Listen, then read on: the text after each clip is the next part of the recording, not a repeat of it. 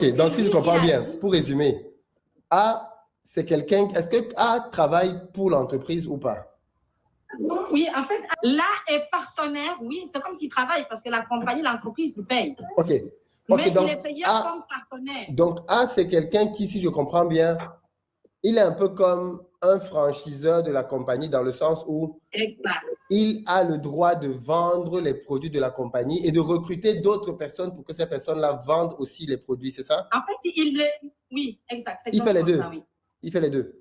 Je pense que, parce que moi, j'ai connu quelqu'un qui a travaillé pour la compagnie directement, pas comme moi, pas avec la plateforme numérique, mais direct. Mais je pense qu'il non, il ne les vend pas, il ramène les gens dans la compagnie. Donc, il va, Ok, donc il va chercher des produits. franchisés. Voilà, exact. Ok. Et donc, pour avoir le droit d'aller chercher des franchisés, il paye quelque chose, c'est ça? Il faut avoir un ID et le ID, il faut que tu achètes au moins quelque chose, une chose au moins, pour que tu puisses avoir ton ID. C'est comme si tu viens d'acheter ton local. Donc, quand tu achètes ok, donc je comprends. Donc, tu achètes un produit de l'entreprise et dès que tu as acheté un des produits, ça te donne le droit, tu as un ID et ça te donne le droit maintenant d'aller recruter d'autres personnes pour qu'elles aussi, elles soient franchisées. Exactement. C'est ça. Donc, tu ne vends pas les produits. Tu amènes des clients. Exactement. Il y a une dame qui m'a écrit dans mon compte TikTok que dans ce business, quand tu rentres là, tu vas dépenser beaucoup. Mais pour être remboursé, il faut que tu trouves quelqu'un qui va rentrer dedans. Quand la dame dit qu'elle prend des commissions, oui, c'est normal. Quand tu trouves quelqu'un et que cette dernière vient et que la personne a pu payer 5 000 ou bien 10 000, tu vas avoir du bonus sur l'entrée de cette personne. Et si l'autre aussi fait rentrer quelqu'un, tu vas aussi avoir des retours sur chaque personne. Donc, c'est une sorte de pyramide de Ponzi. C'est ça qui est la pyramide de Ponzi. Si ça marche comme tu viens de dire, c'est ça qui est la pyramide de Ponzi. C'est pas le fait qu'on ne connaisse pas les noms et autres. Mais ça, si ça marche comme tu viens de dire, je suis en train de démontrer. C'est une pyramide. Non. Ouais. En fait, je ne te conteste pas. Bonsoir tout le monde. Ah, moi, je suis là parce que je suis victime. Ça se voit. L'été passé, oui, vraiment. L'été passé, je suis tombée sur une pub d'une dame, qui s'appelle Aline, je pense que tout le monde connaît, la coach, les mentors. J'ai vu la publicité, j'ai écrit, j'ai envoyé un message, j'ai dit, ça consiste à faire quoi? Elle dit, oh, je ne peux pas parler avec toi tant que tu n'as pas payé les $149. J'ai dit, bon, OK, envoie-moi les liens. Elle m'a envoyé les liens, j'ai payé. J'ai dit, mais est-ce que cet argent-là est remboursable si jamais les business ne m'intéressent pas? Elle dit, oui, c'est totalement remboursable et tout. Mais est-ce que je m'efforçais? Par après, il fallait prendre les rendez-vous avec la coach. Ce que je n'avais pas compris, c'est qu'une fois que tu prends les rendez-vous avec la coach, ton argent n'est plus remboursable. Les $149, là, on ne te donne plus. Parce que tu as parlé avec la coach, il ne faut pas perdre les temps de la coach. OK, j'ai parlé avec la coach, elle m'a expliqué, oui, tu vas sortir ta famille de la misère. J'ai dit, mais je ne suis pas en misère, c'est juste que j'ai envie de plus. Voilà, tout le monde a besoin de plus d'argent. J'ai une question pour madame. Finalement, vous avez perdu combien d'argent?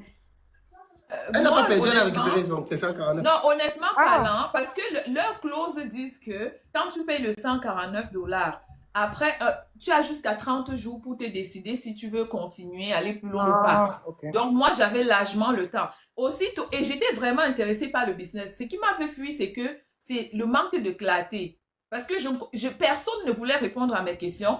Et pour que quelqu'un réponde à mes questions, il fallait que je paye le $126. Tu t'imagines, quelqu'un t'invite dans un business et si tu as des questions pour la personne, elle te dit, tes questions, oui, je comprends. Si tu veux, je peux te connecter avec un coach qui va pouvoir répondre à toutes tes questions. Mais pour que je te connecte à ce coach, il faut que tu payes le $126. Est-ce que ça fait du sens? Dès cet instant, j'ai compris que non, je m'embarquais dans quelque chose que je ne pouvais pas supporter. Donc, j'ai arrêté et j'ai fait la demande pour le rembourser. Attention, il faut préciser, le $126 est non remboursable. C'est le $149 qui est remboursable, mais le $126, étant donné que tu as eu une rencontre avec le coach, ce n'est plus remboursable. Il ne faudrait pas berner les gens avec des histoires de T4, tout ça. Ça veut juste dire que ceux qui achètent le produit, qui deviennent en quelque sorte comme des franchisés, c'est des gens qui s'érigent en entrepreneurs indépendants pour faire le business. D'après ce que j'ai compris. ils s'érigent un peu comme des entreprises, des autonomes, entrepreneurs autonomes, autant pour moi, pour faire le business dont il est question, qui consiste finalement à aller chercher d'autres personnes pour rentrer dans le business. Ça, c'est le business en soi. Maintenant, il y a la plateforme qui prend les $149, qui est la façade, en fait, pour mettre en relation les futurs prospects et puis l'opportunité en soi qui est déjà du Ponzi. Je vois que les gens font la comparaison avec Longrich et Edmark. La différence entre Longrich et Edmark, entre cette entreprise de $149 et Longrich et Edmark, c'est que quand tu prends les produits Longrich, tu as la possibilité de revendre les produits et tout le monde peut voir comment tu revends les produits. Alors qu'avec cette entreprise-ci en question, quand tu payes le $149, tu payes le coach pour, admettons que tu payes même le $126 pour rencontrer un coach, il répond à tes questions, tu es satisfait, tu veux aller de l'avant. Quand tu achètes le produit chez eux, c'est pour tester, c'est pour tes besoins personnels. Ce n'est pas pour la revente. Tu dois acheter le produit pour avoir l'autorisation d'aller maintenant prospecter des personnes pour que les personnes viennent acheter la formation de $149. Acheter le produit ne te donne pas l'autorisation de revente, comme c'est le cas avec Edmark et Longrich. Pour Edmark et Longrich, on sait tout de suite que ce sont des gens qui vendent des produits comme ça. On les voit vendre le produit différent de ce business-ci. Ce business, tu achètes le produit, c'est pour tes besoins personnels. C'est pour ton utilisation personnelle et tu n'as pas l'autorisation de revendre ou de vendre ces produits-là au nom de ta dite entreprise indépendante. Donc, c'est ça qui fait toute la différence. Il ne faut pas mélanger, il faut que les gens... Au moins, on peut citer leur nom. Tu as cité Edmark et Longrich. On n'a pas payé pour attendre. Il ne faut pas mélanger. Voilà. Si tu vas avoir le nom, là, tu vas devoir payer. Hein? 149. Et même là encore, ce n'est pas sûr que tu vas avoir le nom. Il peut en faire son business. Oui, mais il va donc faire quoi de son business? Puisqu'il va amener les gens à venir payer 149 euros à une boîte que lui-même il ne connaît pas. Puisque le coach, le leader qui recrute des gens dans ce système, lui-même, il ne connaît pas la boîte à qui on paye 149 euros.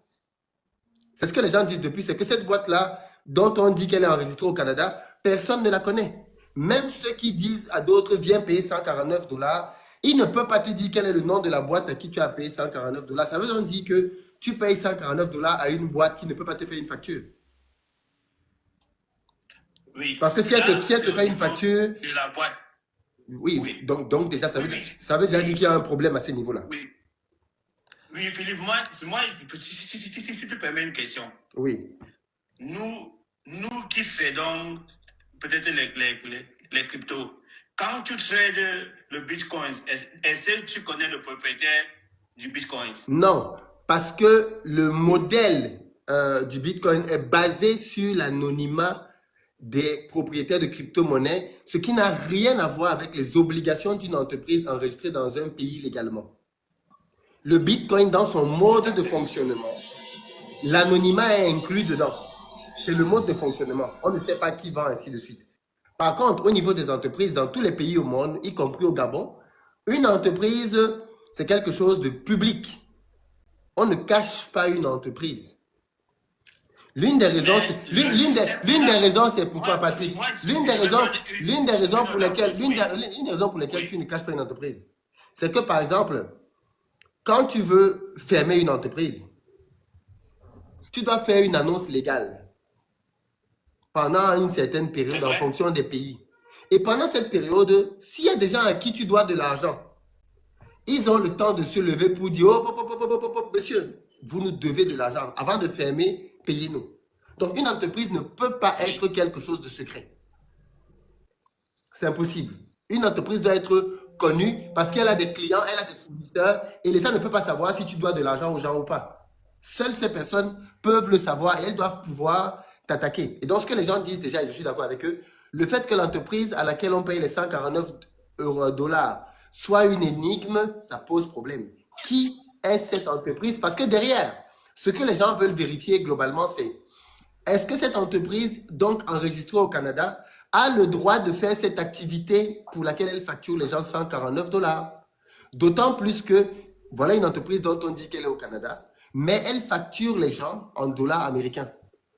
C'est un peu comme si tu es au Gabon et on te facture en Naira. Pourquoi est-ce qu'une entreprise au Gabon ne facture pas en francs CFA, elle facture en Naira? Ça fait quel sens?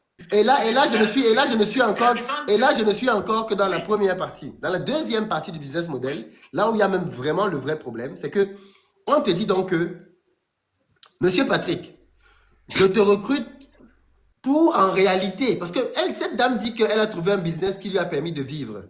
Mais le business qui lui permet de vivre, c'est de recruter des gens qui vont venir acheter des thés à 5 000 $.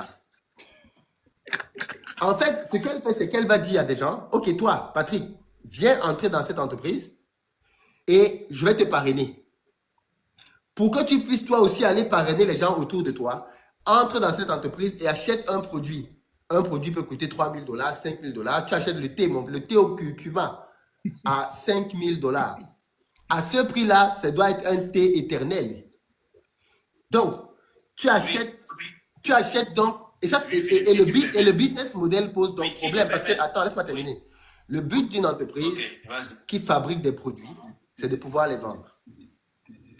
Comment se fait-il donc que une entreprise qui vend des produits qu'elle vend recrute des commerciaux qui ne peuvent pas vendre le produit sur le marché? Ils doivent, eux, uniquement recruter d'autres personnes qui vont payer 149 $, ensuite acheter un filtre à 10 000 $, à 12 000 $, à 17 000 $. Mais parce qu'on te dit que si tu achètes un produit à 17 000 $, les gens que tu vas faire entrer sur toi, tu auras des commissions plus élevées que celui qui a payé un produit à 3 000 $. Parce que c'est ça la différence. Celui qui paye le produit de 3 000 $, en fait, ils ont créé un vrai schéma derrière. Ça, c'est pas un petit schéma, ça, c'est un vrai schéma, une vraie architecture. Donc, l'architecture dit que celui qui vient donc et qui achète un produit à 3 000, il a des commissions à chaque fois qu'il va faire venir quelqu'un. Mais celui qui prend le produit à 17 000, il a encore plus de commissions. C'est ça. Donc, qu'est-ce qui se passe? En gros, j'intègre un business. Moi-même, je paye mes 6 000. J'intègre le business. Et maintenant, mon combat, c'est d'aller convaincre mes amis. C'est le business qui gâche les amitiés. C'est le business qui gâche les amitiés. Complètement. Parce que à qui est-ce que tu vas aller parler? Puisque tu ne peux aller parler quasiment qu'à tes amis. Maintenant, s'ils commencent à parler de ça sur Internet, ça veut dire qu'ils ont déjà fini avec leurs amis. Ils n'ont plus personne à qui parler de ça autour d'eux. Maintenant, donc, ils viennent sur le marché pour dire qui veut venir entrer sur moi pour pouvoir bénéficier de cette opportunité. Oui, sauf que Philippe, moi je vais te dire quelque chose. Moi je vais te dire que c'est le modèle avec lequel beaucoup de multi-level marketing fonctionnent. C'est pour ça que beaucoup de multi-level sont déposés. Moi je suis victime de ça là. Est-ce que je peux témoigner? Vas-y, Shalom, vas-y. Voilà, donc bonjour tout le monde. Je vous raconte cette histoire. En plus, nous, c'était encore pire parce que, en fait, c'est une église. C'est un pasteur, en fait, qui nous a appelés parce que c'est un pasteur qui était dedans et il a appelé plusieurs églises, en fait. Il a appelé plusieurs églises et il a fait une conférence. Et quand il a fait la conférence, en fait, il nous a fait croire que, avec ça, si nous, en fait, on intégrait, en fait, le business, déjà, on gagnait, et plus on ramenait du monde, plus on gagnait. Et il nous montrait les chiffres carrément. Hein. Donc, comme vous faites, hein, Simon. Donc, vraiment, il y avait des chiffres et tout, et il avait beaucoup d'argent. Et nous tous, comme on était en quête d'argent, on s'est dit, ça, c'est vraiment le vrai business. Ça veut dire que là, Donc, moi, je me voyais déjà milliardaire, là. Je dis, avec ça, là, ça va aller. Donc, qu'est-ce qui s'est passé? Lui, en fait, il avait compris la chose. Donc, il s'est dit, si moi, en fait, si j'intéresse les pasteurs vont intéresser les fidèles, qui fait que lui, il va s'enrichir. Et c'est ce qu'il a fait. Donc, on avait une sorte, en fait, des conférences. Et quand ils expliquaient, mais vraiment, on se disait, waouh, ça, c'est les business. Et moi, je suis allé. J'ai payé 580 €. Et dans les 580 €, en plus, moi, côté commercial et tout, j'essaie de convaincre les gens. Et j'étais là, j'ai commencé à ramener ma famille et tout, ma tante. Tu es dans quel pays? Pardon? En France. Okay. En France. En plus, les pires, c'était encore, vraiment, la personne qui s'est fait plus arnaquer, c'était mon pasteur. Mon pasteur, lui aussi, il est rentré dedans. Il a ramené les fidèles au point même que lui-même, il est parti s'endetter carrément pour, en fait, pour donner même aux fidèles qui n'avaient pas d'argent pour que ces fidèles-là puissent rentrer. Et à la Le fin... pasteur Camden, je Ouais, mais non. Je ne suis pas d'accord. Il a fait rentrer les fidèles sous lui. Il n'est pas bête, ton pasteur. Ça, c'est vrai, par contre. Mais au point même qu'il y avait des fidèles qui n'avaient pas d'argent. Il y avait des fidèles qui n'avaient pas d'argent. Il a prêté l'argent carrément. Il a donné parce Comment s'appelle ton pasteur? Il se disait que en fait, on allait, si lui, il gagnait, ben nous, on gagnait. Ça veut dire que l'église allait devenir, en fait, grande. Les dîmes allaient augmenter. Donc, qu'est-ce qui s'est passé? Ce qui s'est passé, c'est que, en fait, la personne, le pasteur principal qui nous a fait entrer. C'est qui son nom? C'est qui son nom? Celui qui est venu avec ça. Voilà, celui qui est venu avec ça, là, lui, du coup, bah, il s'appelle comment? C'est normal. Et nous, maintenant, on commence... Celui qui a prospéré s'appelle comment? Shalom. Ah, le pasteur qui a prospéré? Oui. Ah, c'est le pasteur Timothée? Timothée qui? Je ne connais pas son nom de famille. Je connais pas son nom de famille. Mais vous ne connaissez jamais les noms de famille. Hein? C'est vrai. C'est Timothée qui est venu avec ce business-là dans votre église. En fait, lui, il n'est pas venu que dans mon église. Il a ramené il a rassemblé tout le monde. Plusieurs églises, plus de 10 églises à Paris. Donc, il y avait combien de personnes à peu près? Il a fait des conférences pour expliquer. Il y avait combien de personnes à peu près? Ben, on était plus de 400, 500 personnes. Hein. C'est pour ça que je disais tout à l'heure que, et ça c'est très important de comprendre ce point-là. À partir du moment où l'argent vient plus du recrutement que de la vente des produits, on n'est plus dans un marketing de réseau.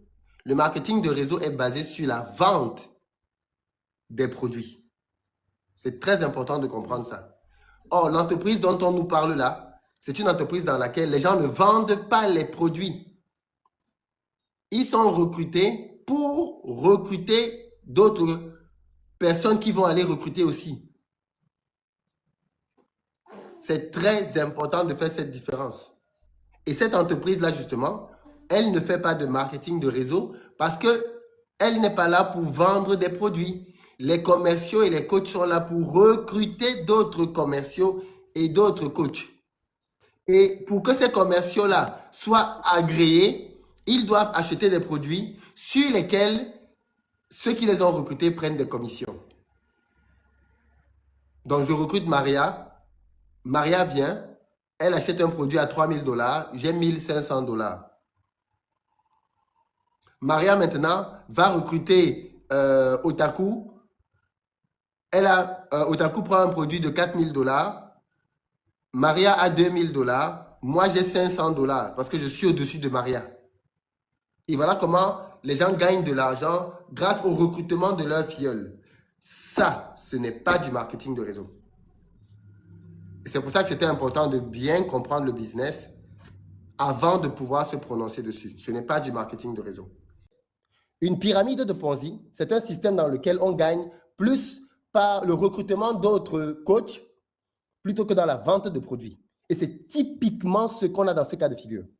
C'est un système dans lequel les gens gagnent de l'argent par leur recrutement d'autres vendeurs, pas par la vente de produits. Et ça fait de ce système une pyramide de Ponzi. Rien que ça prouve que c'est une pyramide de Ponzi. Un vrai système. Si moi je suis une entreprise, monsieur, j'ai dit ne m'interrompez pas. Si je suis une entreprise et que j'ai des produits à vendre, ce que je veux vendre, ce sont mes produits. Ce n'est pas des commerciaux que je veux recruter. Comprenez bien la logique. Si j'ai une entreprise, je suis une usine, je fabrique des produits, ce que je veux, c'est qu'on vende mes produits. Or, la pyramide de Ponzi que vous êtes en train de valoriser, c'est un système qui enrichit les gens. Ça n'a rien à voir. Moi, j'ai créé mon usine pour vendre mes produits, pas pour avoir plein de commerciaux qui sont payés à gauche, à droite. Or, le système de Ponzi, justement, c'est un système qui fonctionne sur le fait qu'on paye on attire les gens par des gains qu'on leur propose. Et donc, c'est un système qui ne repose pas sur la valorisation et la grande vente de mes produits. Ça en fait un Ponzi très clair. Et aucun business au monde structuré ne fonctionne comme ça. Aucun business au monde dans lequel j'ai un produit, et puis il faut juste se poser la question 30 secondes. Je ne peux pas avoir un business dans lequel j'ai un produit et je vends mon produit à 6 000 $ et je me contente simplement du fait que je vais vendre un produit à chaque commercial qui va venir dans le système pour qu'il ait le droit lui aussi de vendre des produits. Alors que si ces commerciaux-là vendaient plus de produits tous ensemble, ben je gagnerais beaucoup, beaucoup plus. Alors, si, mais je n'ai aucun problème pour le dire. Si dans le système de Forever, ce qui rapporte le plus d'argent, c'est le fait de parrainer des gens, c'est un Ponzi. Vous dites ce qui rapporte le plus. Vous dites le plus. Mais écoutez-moi, je vais vous dire ceci, monsieur. Il faut comprendre que... J'ai donné mon point est très clair hein, depuis tout à l'heure. J'ai bien dit qu'on gagne l'argent des deux manières. On gagne l'argent des deux manières.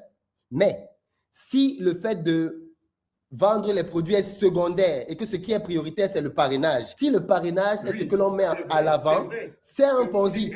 C'est un Ponzi. Écoutez-moi bien. Monsieur Philippe, ce que vous dites est vrai, vu que je les scrute tous les jours sur TikTok, je vois comment est-ce qu'ils procèdent. Et il faut donc comprendre que, tel qu'ils procèdent, effectivement, c'est pour recruter des individus. Mais il faut comprendre que chaque individu recruté est un acheteur obligé. Je sais. C'est ça le truc. Un individu recruté est un acheteur obligé. Tout à fait. Mais qui lui-même derrière ne peut pas vendre les... Parce que regardez l'absurdité du modèle. Et qui confirme que c'est un Ponzi. Au nom de quoi quelqu'un qui vend des produits m'interdit de vendre ses produits à des gens qui ne veulent pas entrer dans le système, alors que par ailleurs, il vend ses produits chez Walmart. Mais alors, vous comprenez donc pourquoi est-ce que moi-même, personnellement, je ne suis pas rentré dans ce business-là. Voilà. Alors, vous voyez, j'ai été informé. Voilà. Donc, ça n'a pas de sens. Tu ne peux pas vendre ton produit chez Walmart. Ça veut dire que tout le monde peut l'acheter chez Walmart et tu me refuses à moi, qui vient et qui achète ton produit, de pouvoir le vendre à qui je veux. Ça n'a pas de sens. Alors, il faut